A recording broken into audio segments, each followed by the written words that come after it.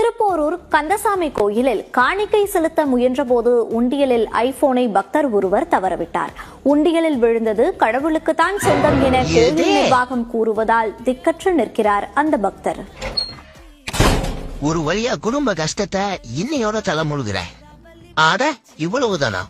சரி, என்னால முடிஞ்ச உதவி. இத வெறும் கையிலையா கொண்டு போய? இதுல கொண்டு போயிடுவோம். என்னடா சத்தம்? இவன் எங்க இவ்வளவுதாம போறான்? இது மட்டும் அப்பாவுக்கு தெரிஞ்சிச்சு பெருமைப்படுவாரு.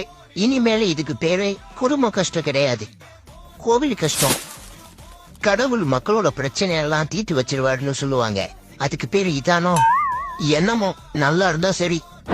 ஐயோ, என்ன முருகா இந்த பக்கம்? அத நான் கேட்கணும். இது கோவில்.